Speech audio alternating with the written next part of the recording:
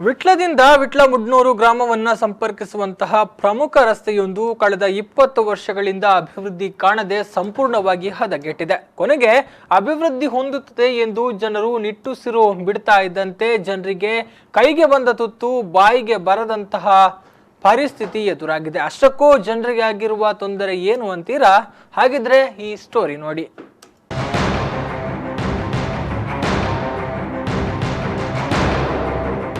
ಈ ರಸ್ತೆಯ ದುಸ್ಥಿತಿಯ ಬಗ್ಗೆ ಬಿಜೆಪಿ, ಕಾಂಗ್ರೆಸ್ ಎಂಬ ಭೇದವಿಲ್ಲದೆ ಎಲ್ಲ ಜನಪ್ರತಿನಿಧಿಗಳು ಹಾಗೂ ಅಧಿಕಾರಿ ವರ್ಗದವರ ಬೇಜವಾಬ್ದಾರಿ ಎಂದು ಇಲ್ಲಿನ ಜನತೆ ದೂರುತ್ತಿದ್ದಾರೆ.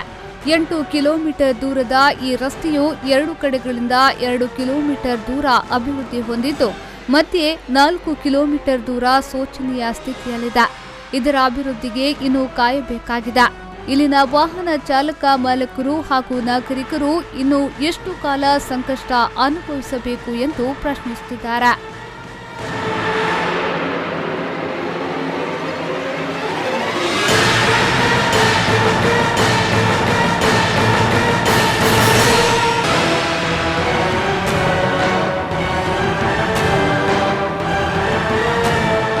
ಶಕುಂತಲಾ ಶೆಟ್ಟಿ ಅವರು ಶಾಸಕರಾಗಿದ್ದಾಗ ಕೊನೆಯ ಅವಧಿಯಲ್ಲಿ ಈ ರಸ್ತೆಗೆ 2.20 ಕೋಟಿ ರೂಪಾಯಿ ಅನುದಾನ ಬಂದಿತ್ತು.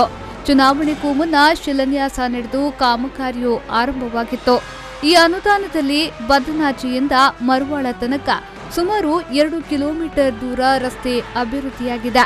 ಅದೇ ರೀತಿ ಪರ್ಯಾಲ್ ತಡ್ಕದಿಂದ ನಾಟಿಕಲ್ವರೆಗೆ ಸುಮಾರು 2 ಕಿಲೋಮೀಟರ್ ದೂರ ರಸ್ತೆ ಅಭಿವೃದ್ಧಿಯಾಗಿದೆ.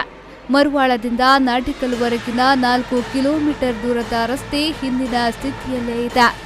ಹೊಂಡ ಗುಂಡಿಗಳಿಂದ ಆವೃತವಾಗಿದೆ. ಕೆಲವು ಕಡೆಗಳಲ್ಲಿ ರಸ್ತೆಯೇ ಮಾಯವಾಗಿದೆ.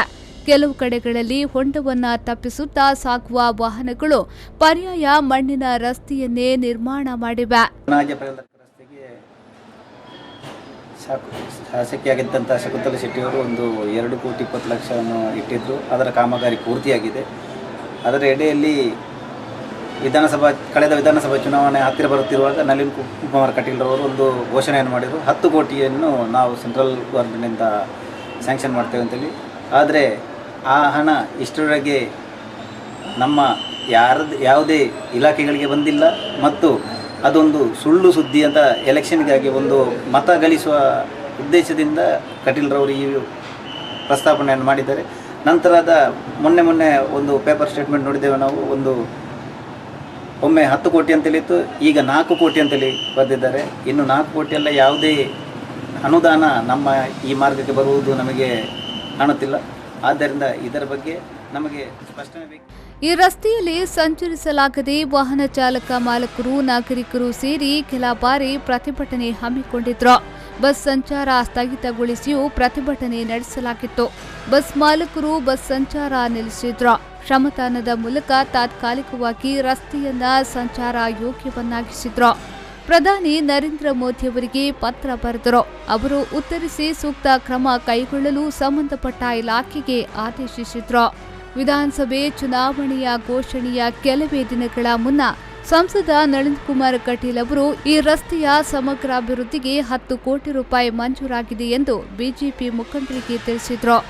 ಅದರ ನಡುವೆಯೂ ರಾಜ್ಯ ಸರ್ಕಾರದಿಂದ ಬಿಡುಗಡೆಗೊಂಡ ಅನುದಾನದಿಂದ 2 ಕಿಲೋಮೀಟರ್ ದೂರ ರಸ್ತೆ ಅಭಿವೃದ್ಧಿ ಹೊಂದಿದೆ. ಆದರೆ ನಳಿನ್ ಅವರು ಹೇಳಿದ 10 ಕೋಟಿ ರೂಪಾಯಿ ಅನುದಾನದ ಕೆಲಸಗಳು ಇದುವರೆಗೂ ನಡೆದಿಲ್ಲ. ಆದರೆ ಇದೀಗ ಸ್ಥಳೀಯ ಬಿಜೆಪಿ ಗ್ರಾಮ ಪಂಚಾಯತ್ ಸದಸ್ಯ ಯತೀಶ್ ಅವರು 10 ಕೋಟಿ ಬಿಡುಗಡೆಗೊಂಡಿದ್ದು ಟೆಂಡರ್ ಹಂತದಲ್ಲಿದೆ. ಸದ್ಯದಲ್ಲೇ ಕಾಮಗಾರಿ ನಡೆಯಲಿದೆ ಎಂದು ಹೇಳುತ್ತಾರೆ. ಹೋಗುವಂಥ ರಸ್ತೆಗೆ ಸಿಆರ್ಎಫ್ ಫಂಡಿಂದ 10 ಕೋಟಿ ಬಿಡುಗಡೆ ಆಗಿದೆ. ಈಗ ಟೆಂಡರ್ ಹಂತಕ್ಕೂ ಹೋಗಿದೆ. ಅದು ಇನ್ನು ನಮ್ಮ ಬ್ರಹ್ಮಕಲಶ ಇರುವುದರಿಂದ ಆದಷ್ಟು ಬೇಗ ಆದರೆ ನಮಗೂ ಒಳ್ಳೆಯದು ಅಂತ. ಈಗ ಟೆಂಡರ್ ಹಂತಕ್ಕೆ ಹೋಗಿರುವುದರಿಂದ ಇನ್ನು ಸ್ವಲ್ಪ ದಿವಸದಲ್ಲೇ ಟೆಂಡರ್ ಓಕೆ ಆಗುವಂಥ ಎಲ್ಲ ಲಕ್ಷಣಗಳು ಕಂಡುಬಂದಿದೆ. ಇವತ್ತು ನಮ್ಮ ನ್ಯಾಷನಲ್ ಹೈವೇ ಇಂಜಿನಿಯರು ನಮ್ಮ ರಸ್ತೆಗೆ ಬರ್ತಾ ಇದ್ದಾರೆ. 2019 ಫೆಬ್ರವರಿ ತಿಂಗಳಲ್ಲಿ ಈ ಗ್ರಾಮದ ಶ್ರೀ ವಿಷ್ಣುಮೂರ್ತಿ ದೇವಸ್ಥಾನದ ಬ್ರಹ್ಮಕಲಶ ನಡೆಯಲಿದೆ.